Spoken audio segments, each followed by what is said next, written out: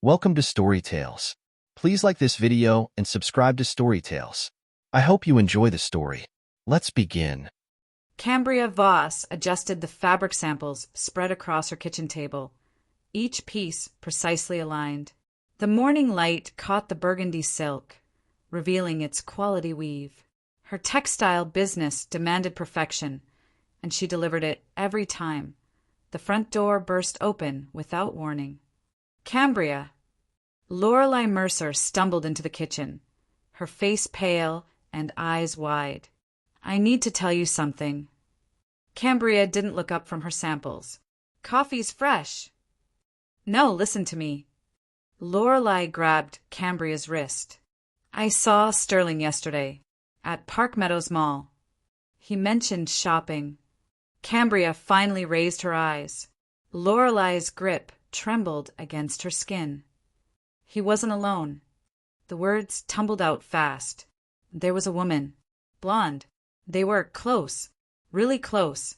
Holding hands, laughing. I almost didn't recognize him because he looked so happy."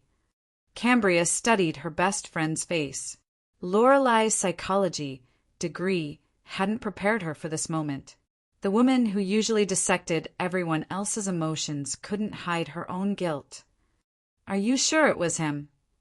"Yes. I watched them for 10 minutes. They went into that jewelry store, the expensive one." Lorelei's voice cracked. "I'm so sorry. I didn't know if I should tell you, but we're best friends. You deserve to know." Cambria stood slowly and pulled Lorelei into a hug. Her friend's body shook against her chest. "Don't be sorry," Cambria whispered, her voice barely audible. Lorelei went rigid. Something in those 3 words made her blood freeze. The woman holding her wasn't broken or surprised. She was cold, calculating. "Cambria." "Thank you for telling me." Cambria released her and returned to the fabric samples. "Sterling should be home soon. Maybe you should go." Lorelei hesitated at the door. "What are you going to do?" "Nothing right now." "But, Lorelei." Cambria's tone cut through the air like a blade. "Go home to Clay." After the door closed, Cambria gathered the silk samples and placed them in their designated folder. Each movement was deliberate, controlled. She had learned long ago that emotional reactions led to mistakes, and mistakes led to vulnerability.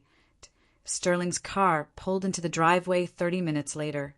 She listened to his footsteps, the jingle of his keys, the rehearsed cheerfulness in his voice. "Hey, babe, how was your morning?" "Fine." She didn't turn around. "Did you find what you were looking for?" A pause. "Too long." "What do you mean?" "At the store. You said you were shopping." "Oh yeah. Didn't find anything worth buying." Cambria nodded and continued sorting fabric. Sterling had always been a terrible liar. It was almost insulting how little effort he put into his deception. That evening, after Sterling fell asleep watching some mindless action movie, Cambria opened her laptop in her home office. The file labeled Household Expenses contained more than utility bills and grocery receipts. Screenshots filled the screen. Text messages between Sterling and Lorelei dating back 6 months. Social media check-ins that placed them in the same locations when they claimed to be elsewhere. Credit card charges at restaurants neither had mentioned visiting. She scrolled through the evidence methodically. A lunch at Romano's Italian Bistro on a Tuesday when Lorelei told Clay she was at her mother's house. Sterling's charge at the same restaurant, same time. A hotel reservation confirmation in Sterling's email a weekend when he claimed to be visiting his college friend in Denver. Lorelei's Instagram story from that same weekend showing an empty house with the caption, "Solo Weekend Vibes." The jewelry store receipt appeared 3 weeks ago. A silver bracelet. Expensive. Lorelei had worn it to their last dinner together, claiming Clay surprised her for their anniversary. But Clay's anniversary was in September. It was currently March. Cambria had grown up in foster homes where survival meant watching, listening, remembering. Adults lied constantly about why parents didn't come back, why families change their minds, why she had to pack her things again. She learned to collect truth in small pieces, building complete pictures from fragments. Her phone buzzed. A text from Lorelei. "Are you okay? You seemed upset today." Cambria typed back. "Just tired. Work stress. Want to talk tomorrow? Coffee?" "Sure." She deleted the conversation and returned to her files. The credit card statements showed a pattern. Sterling and Lorelei met twice a week, always during business hours when Clay was in court and Cambria was at her warehouse. They were careful, but not clever. Sterling stirred in his sleep down the hall. Cambria closed the laptop and sat in the darkness of her office. She had two choices: confront them and watch them scramble to explain, manipulate, and blame her, or destroy them so completely they would never recover. The first option gave them power. The second kept it with her. She chose destruction. The next morning, Cambria arrived at her warehouse office before 7. Ruthie Yarrow was already there, coffee brewing, reviewing yesterday's production reports. "Morning, boss." Ruthie looked up from her paperwork. At 46, she had worked in textiles for 20 years and could spot problems before they became disasters. The Denver order shipped early. Hospital system should have everything by Friday. Good. Cambria poured coffee and sat across from Ruthie's desk. "I need you to run an audit on the licensing fund." "The dormant one? That account hasn't been touched in months." "Check the authorization logs. See who has access codes." Ruthie's eyes sharpened. In their 5 years working together, Cambria had never asked for unnecessary audits. Should I be looking for something specific? Anything unusual? People accessing files they shouldn't. Authorization codes used from unexpected locations. I'll have a report by tomorrow. Gentry knocked on the office door and walked in without waiting for permission. Cambria's younger brother had grease under his fingernails and motor oil staining his work shirt. "Morning, ladies." He dropped into a chair and grabbed Ruthie's coffee cup. "Car trouble at the shop. Thought I'd stop by and mooch breakfast." "There's donuts in the break room," Ruthie said, snatching her cup back. "Already found them." Gentry studied Cambria's face. "You look tired." "Late night working." "Sterling keeping you up with his snoring again?" "Something like that." Gentry had been 14 when Cambria aged out of foster care. She had fought for custody and won, raising him while building her business from nothing. He could read her moods better than anyone. "Everything okay at home?" "Fine." Cambria's tone ended the conversation. Chris Medina appeared in the doorway, laptop bag slung over his shoulder. The graphic designer looked exhausted, dark circles under his eyes. "Morning, everyone. Cambria, do you have a minute? I need to discuss the hospital branding project." "Come in." Gentry was just leaving. Her brother stood slowly, still watching her face. "Call me if you need anything." After he left, Chris sat down and opened his laptop. His hands shook slightly as he pulled up design files. The color palette is approved, but they want to see font variations. He scrolled through options without really looking at them. "I should have the mock-ups ready by—" "What's wrong?" Cambria interrupted. Chris froze. "Nothing." "Why?" "You look like you haven't slept in days." "Just the usual deadline pressure." Cambria knew the signs of someone carrying secrets. Chris was drowning in something, but pressing him now would only make him withdraw further. She filed the observation away for later. "Take your time with the mock-ups. Quality matters more than speed." Relief flickered across his face. "Thank you." At lunch, Cambria met Clay Mercer at a small restaurant downtown. The attorney looked polished as always, but stress lines creased his forehead. "Thanks for making time," Cambria said, sliding into the booth across from him. "I wanted to discuss renewing our legal services contract." "Of course. Your business has grown significantly this year. We should probably expand the scope of services." Clay had handled her legal affairs for 3 years. He was thorough, ethical, and completely unaware that his wife was destroying his marriage. "How are things at home?" Cambria asked, cutting into her salad. "Fine. Busy. Lorelei's been stressed lately. Some kind of mom drama with her blog. Blogging is competitive. She spends hours on that computer. Sometimes I wonder if she's actually making any money from it." Clay shrugged. "But it makes her happy, so I don't ask too many questions." "Smart policy. Happy wives make happy lives." "Exactly." Clay smiled, but it didn't reach his eyes. "How are things with Sterling?" "Same as always. He works from home, I work from the warehouse. We cross paths for dinner and weekend errands." "Sounds peaceful." "It is." Clay didn't notice the ice in her voice. He was a good man, loyal and hardworking. He deserved better than Lorelei's lies. "I'll send over the contract amendments next week," Clay said, signing the check. "Anything specific you want included?" "Just the usual protections. You never know when people might try to take advantage." "True. Trust but verify, right?" "I don't trust anyone anymore," Cambria said. "Verification is all that matters." Clay laughed, thinking she was joking. Cambria didn't smile back. That afternoon she called Lorelei. "Coffee tomorrow.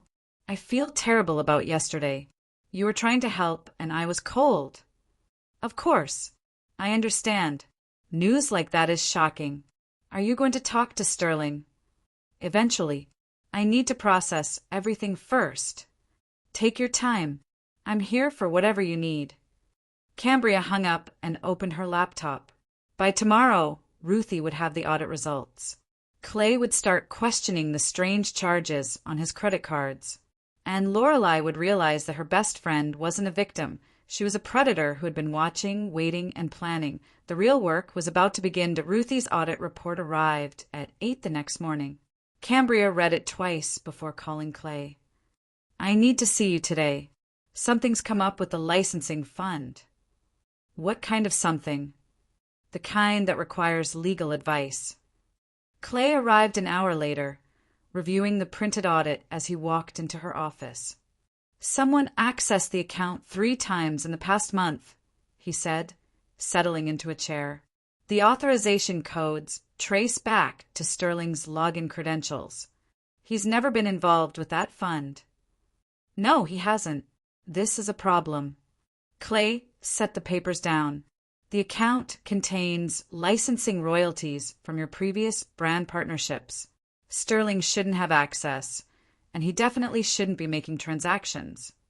"What kind of transactions?" "Small transfers. 500 here, 800 there.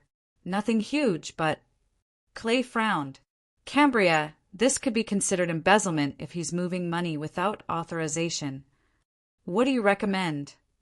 "Change the access codes immediately. Document everything. And we need to find out where that money went." Cambria nodded. "I'll handle the documentation. Can you trace the transfers?" "Give me 24 hours. That evening, Cambria met Lorelei for coffee at their usual place. Her friend looked nervous, fidgeting with her bracelet, the silver one Sterling had bought her. "How are you holding up?" Lorelei asked. "Better. I've been thinking about what you said." "About Sterling." "About choices. You were right to tell me. A real friend doesn't let you live in denial." Lorelei relaxed slightly.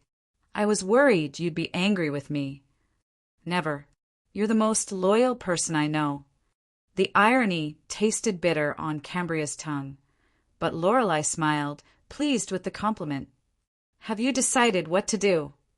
"I'm gathering information first, making sure I understand the whole situation before I make any decisions." "Smart. You don't want to react emotionally." "Exactly. Emotions make people do stupid things." Lorelei sipped her latte, missing the warning in Cambria's tone. "Clay's been acting strange lately. Distant. He keeps asking weird questions about our finances." What kind of questions? Like where I went for lunch last Tuesday. Why there's a charge at some restaurant I've never heard of. It's annoying. Cambria's pulse quickened. Clay was already noticing the inconsistencies. Maybe he's just stressed about work. Maybe. Lorelei twisted her bracelet again. Sometimes I think he doesn't trust me. Do you give him reasons not to? The question hung in the air. Lorelei's face went pale. What do you mean? Nothing. Just that trust goes both ways. If he's asking questions, maybe he feels like something's off. Nothing's off. I'm the same person I've always been. Cambria nodded and changed the subject, but she had planted the seed. Lorelei would go home paranoid, probably pick a fight with Clay over his suspicious questions. The guilt would make her defensive, and defensive people made mistakes. Clay called the next morning with bad news. The money Sterling transferred went to a shared account he opened with someone else. I can't get details without a subpoena, but the co-signer's initials are LM, Lorelei Mercer.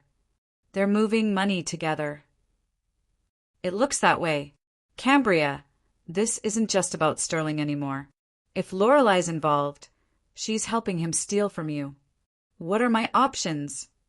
Legally, we document everything, demand the money back, and if they refuse, we file charges for theft and fraud. And personally, Clay's voice softened. I don't know.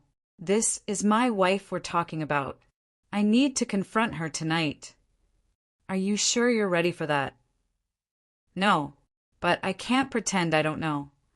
Cambria hung up and called Ruthie into her office.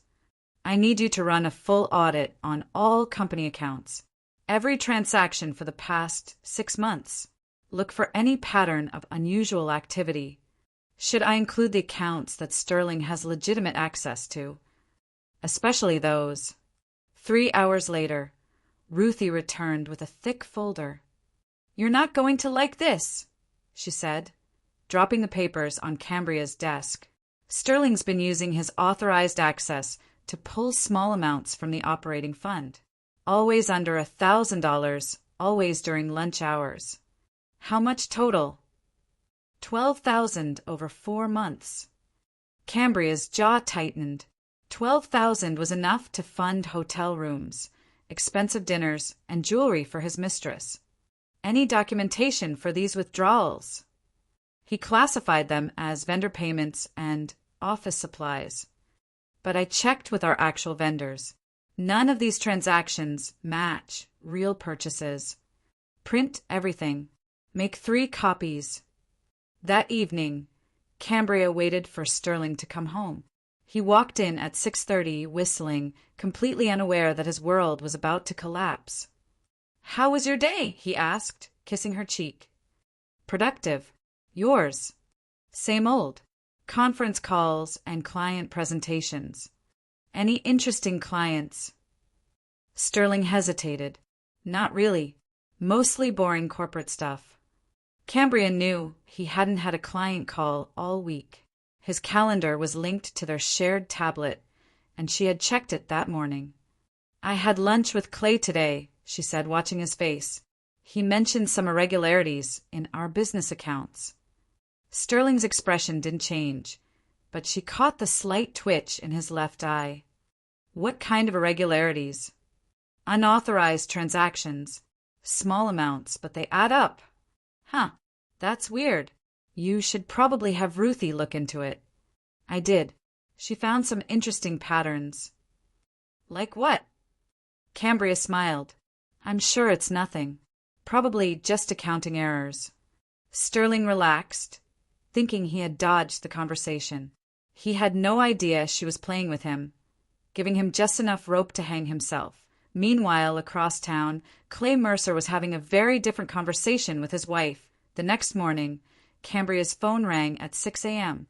Clay's name appeared on the screen. She confessed. His voice sounded hollow. Everything. The affair, the money, all of it. "I'm sorry, Clay." "She tried to blame you. Said you were cold and distant, that Sterling was lonely." "Can you believe that?" She cheated on me with your husband and somehow made it your fault. Cambria gripped the phone tighter. What did you tell her? That she was a liar and a thief.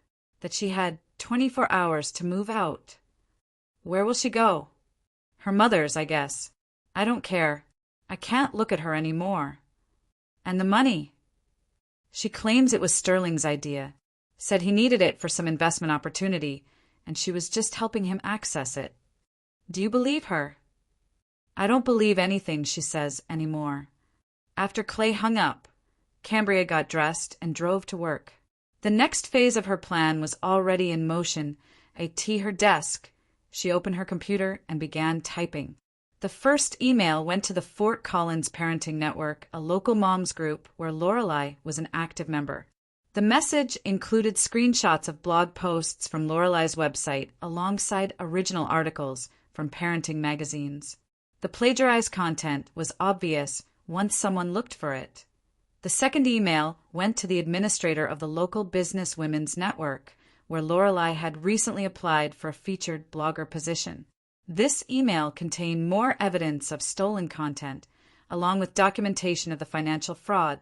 The third email was sent to herself from an anonymous account, providing a tip about Sterling's unauthorized access to company funds. By noon, Lorelai's blog had been flagged for copyright violation and temporarily shut down. Her application for the blogger position was rejected, and Cambria had formal documentation to begin legal proceedings against Sterling. Sterling came home that evening in a panic. "Did you hear what happened to Lorelai?" he asked, trying to sound casual. "No, what?" "Her blog got shut down. Some kind of copyright issue, and Clay threw her out." "That's terrible." "She's really upset. Thinks someone's targeting her." Cambria looked up from her magazine. "Who would do that?" "I don't know. Maybe a jealous blogger? The mom community can be vicious." Speaking of which, I got a strange email today. Someone claiming you've been accessing company accounts without authorization. Sterling went very still. "That's ridiculous."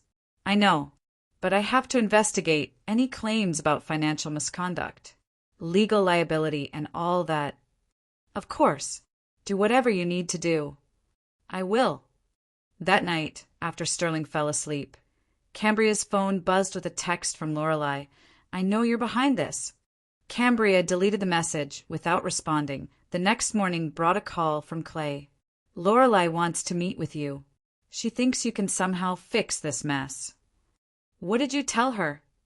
"That she's delusional, but she's persistent. She's been calling your office all morning." "I'll handle it." "Cambria, there's something else. I found more evidence last night. Hotel receipts, restaurant charges, even a credit card I didn't know about. This affair has been going on for almost a year." "I'm sorry, Clay." "Don't be sorry. Help me destroy them." Cambria smiled. That was always the plan. At 3 o'clock, Lorelai appeared in Cambria's office parking lot. Ruthie called from the front desk. "There's a hysterical woman out here demanding to see you. Should I call security?" "Let her in." Lorelai burst through the office door, her hair disheveled, makeup smeared from crying. "You did this," she screamed. "You destroyed my blog. You turned Clay against me. You're trying to ruin my life."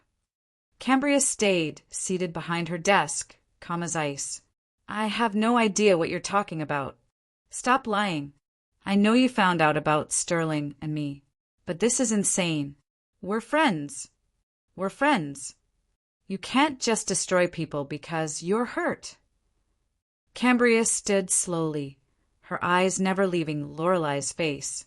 "You're right. I can't destroy people just because I'm hurt. But I can destroy them because they stole from me, because they lied to my face for months, because they betrayed the people who trusted them most. It wasn't supposed to happen. Sterling and we didn't plan it. But you chose it. Every day for a year, you chose to lie to me and Clay. You chose to steal money from my business. You chose to build your happiness on our destruction." Lorelai's face crumpled. "We were going to tell you. Eventually. When? After you'd stolen enough money to disappear together? After you'd convinced Clay to divorce me and leave me with nothing? It wasn't like that. Then what was it like? Lorelei had no answer. She stood in the middle of the office, crying, looking like the child she had never stopped being. "I loved you," she whispered. "You were my best friend." Best friends don't sleep with each other's husbands.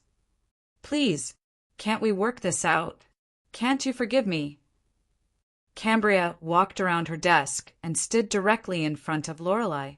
When she spoke, her voice was barely above a whisper. "I don't forgive. I don't forget. And I don't give second chances to people who stab me in the back." Lorelei fled from the office, leaving the door open behind her. Ruthie appeared in the doorway minutes later. "Everything okay?" "Perfect," Cambria said, returning to her desk. "Schedule a meeting with our attorneys for tomorrow morning. It's time to make this official." The law office of Brennan and Associates buzzed with quiet efficiency. Cambria sat across from two attorneys, a stack of documents spread between them. Clay sat beside her, his face grim. "Based on the evidence you've provided," said Patricia Brennan, the senior partner, "we have grounds for multiple charges: embezzlement, fraud, breach of fiduciary duty, and conspiracy to commit theft." "How strong is the case?" Cambria asked. "Extremely strong. The paper trail is extensive, and the amounts involved cross the threshold for felony charges." Clay leaned forward. "What about civil damages? Given the business losses, legal fees, and punitive damages, you're looking at a substantial judgment. Enough to bankrupt both defendants." Cambria felt a cold satisfaction settle in her chest. "How long before we can file?" "I can have the paperwork ready by tomorrow afternoon." "Do it." That evening, Sterling came home, whistling again. His obliviousness would have been funny if it weren't so pathetic. "How was your day?" he asked, loosening his tie. "Busy. I spent the afternoon with lawyers." Sterling's hand froze on his collar. "Lawyers? Why?" "The audit revealed some concerning financial irregularities. We need to take legal action to protect the business." "What kind of action?" Cambria pulled the legal documents from her briefcase and set them on the kitchen counter. Sterling's face went white as he read the first page. "Cambria, I can explain." "Explain what?" "How you stole $12,000 from my company. How you opened secret accounts with my best friend. How you've been lying to my face for a year." Sterling's mouth opened and closed like a fish gasping for air. "It's not what it looks like. It looks like fraud, and theft, and conspiracy. Lorelei needed the money. Her mom's medical bills." "Stop." Cambria's voice cut through his excuses. "Don't insult my intelligence with more lies." "What do you want from me?" "Nothing. I want you gone." "This is my house, too." "Check the deed. It's in my name only. Just like the business, the cars, and every other asset you thought you could steal." Sterling's face flushed red. "You can't just throw me out." "I can, and I am. You have 24 hours to pack your things and leave. After that, I'm changing the locks. And if I refuse, then the police will escort you out when they serve the arrest warrant." Sterling stared at the papers, reality finally sinking in. His comfortable life, his financial security, his freedom, all of it was crumbling around him. "Please, Cambria, we can work this out. I'll pay back every penny." "With what money? You're unemployed, remember? And after I file these charges, you'll never work in tech again. You're destroying my life over a mistake. You destroyed your own life. I'm just documenting it." Sterling grabbed the papers and threw them across the room. "This is insane. It was just an affair. People make mistakes." "Mistakes?" Cambria's voice dropped to a whisper. "Stealing from my business wasn't a mistake. Setting up secret accounts wasn't a mistake. Lying to my face every single day for a year wasn't a mistake. Those were choices, and choices have consequences. Sterling's shoulders sagged. What about Lorelei? Are you going after her too? Lorelei made her choices. She can live with the consequences. She has kids, Cambria. Think about her kids. I am thinking about them. They deserve better than a mother who's a liar and a thief. Sterling stared at her for a long moment, as if seeing her clearly for the first time. I never really knew you, did I? No, Cambria said. You never did. 3 weeks later, Cambria sat in another attorney's office, this one overlooking downtown Denver. Across from her sat James Morrison, a corporate lawyer who specialized in business acquisitions. The purchase is complete, Morrison said, sliding a folder across the desk. You now own 70% of Sterling Voss Technology Solutions. Cambria opened the folder and reviewed the documents. For 6 months, she had been using Chris Medina as a proxy buyer, purchasing shares in Sterling's secret startup company. Sterling had been selling stock to fund his affair, never realizing who was buying it. He has no idea. None. The ownership transfers went through 3 shell companies before reaching your name. As far as he knows, he's been selling to random investors. And now you control the company. You can dissolve it, sell it, or run it yourself. Cambria smiled. Sterling had spent 2 years building his escape plan, a software company that would provide financial independence if his marriage failed. He had kept it secret, never mentioning it in their financial disclosures. Now it belonged to her. I want to call a board meeting for next week. I'll arrange it. What should I tell the other shareholders? That there's been a change in leadership. Sterling's phone call came that afternoon. What the hell did you do? He screamed into the phone. I'm sorry, I don't know what you mean. My company. You took my company. You mean the company you never told me about? The one you built with money stolen from my business. That was my backup plan. And this was mine. Sterling's breathing was heavy on the other end of the line. How long have you known? About the affair? 6 months. About the company? 8 months. 8 months. You're not as clever as you think, Sterling. You never were.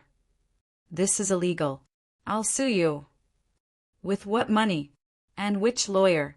Clay won't represent you, and you can't afford anyone else. I'll find a way to fight this. No, you won't. Because tomorrow morning, every tech company in Colorado will receive a report about your professional conduct. Your theft, your fraud, your complete lack of ethics. You'll never work in this industry again. The line went quiet. When Sterling spoke again, his voice was broken. Why are you doing this to me? I'm not doing anything to you. I'm protecting myself from you. There's a difference. Cambria, please. She hung up and blocked his number.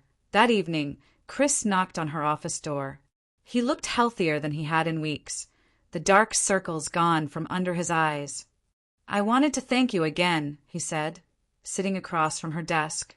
What you did for me, you don't need to thank me. You were being blackmailed. It wasn't your fault. Still, you didn't have to help, especially with everything else going on. Cambria had discovered Chris's secret 3 weeks ago, a former boyfriend threatening to expose private photos unless Chris paid him $5,000. A single phone call to the right attorney had ended the blackmail permanently. Everyone deserves to work without fear, she said. You're a good employee, Chris. I protect the people who matter. Unlike some people. Chris stood to leave, then paused at the door. For what it's worth, I think you handled everything perfectly. Some people think you went too far, but I think you went exactly as far as necessary. After he left, Cambria opened her laptop and reviewed the final financial reports. Sterling's assets had been seized to cover legal judgments. Lorelei had declared bankruptcy and moved back in with her mother in Kansas. Clay was rebuilding his law practice and his life. Her phone buzzed with a text from Gentry. "Dinner Sunday? I'm cooking." She typed back, "I'll bring wine." Some relationships were worth protecting. Others needed to be destroyed completely. 6 months later, Cambria walked through her expanded warehouse facility. The hospital contract had led to 3 more major deals, and the business was thriving. Ruthie's new office had windows and a view of the mountains. "The Denver facility is ahead of schedule," Ruthie reported, following Cambria through the production floor. "We should be fully operational by Christmas." "Good. And the new hires?" "Excellent. Having Chris oversee the design team was a smart choice. He's got a real eye for talent." Cambria nodded. Promoting Chris to creative director had been an easy decision. Loyalty was rare, and she rewarded it when she found it. Her phone rang as they reached her office. Clay's name appeared on the screen. "Cambria, I have news. Sterling filed for bankruptcy yesterday, and there's something else." "What?" "He tried to contact me about representing him in an appeal. Apparently, he thinks the business acquisition was fraudulent." "What did you tell him?"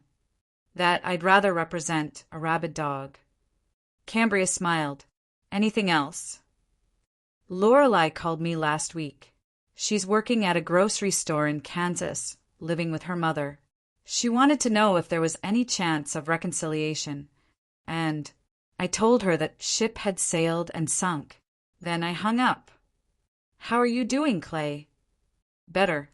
The practice is growing. I'm dating someone new, and I sleep better knowing I'm not married to a liar." "I'm glad." "Me too. And Cambria, thank you." "For what?" "For showing me who they really were. I might have wasted years trying to fix something that was already broken." After Clay hung up, Cambria sat alone in her office. On her desk was a handwritten note that had arrived that morning. No return address, but she recognized Clay's handwriting. "You always played the long game." "I didn't see it." "See." She read it twice, then fed it into the paper shredder beside her desk. Gentry appeared in her doorway, wiping his hands on a shop rag. "Quitting time?" "Almost. How's the new garage?" "Perfect. Twice the space, better equipment, and I can actually afford to hire help now." He studied her face. "You look content." "I am." "No regrets?" Cambria considered the question. Sterling was bankrupt and unemployable. Lorelei was working minimum wage in another state, her social circle destroyed. Their children would grow up knowing their mother was a liar and a thief. "None," she said. "Good. They made their choices." "Yes, they did." Gentry left for his garage, and Ruthie went home to her family. Chris finished reviewing design mock-ups and locked his office. One by one, the warehouse grew quiet. Cambria remained at her desk, reviewing financial projections for the next quarter. The business was stronger than ever. Her team was loyal and talented. Her brother was thriving in his expanded garage. She had built something solid from the ashes of betrayal.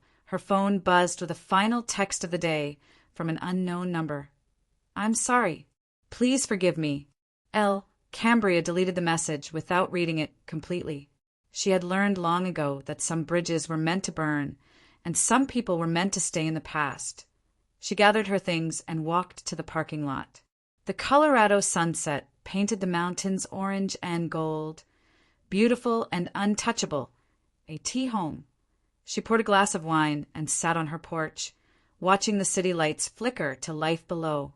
Tomorrow would bring new challenges, new opportunities, new people to evaluate and categorize. Some would earn her trust. Others would reveal themselves as threats. But tonight, for the first time in months, she felt truly peaceful. The people who had tried to destroy her were gone. The people who mattered were safe and thriving. She had learned the most important lesson of all. Forgiveness was weakness, but accountability was power, and power, properly applied, could burn away everything false and leave only truth.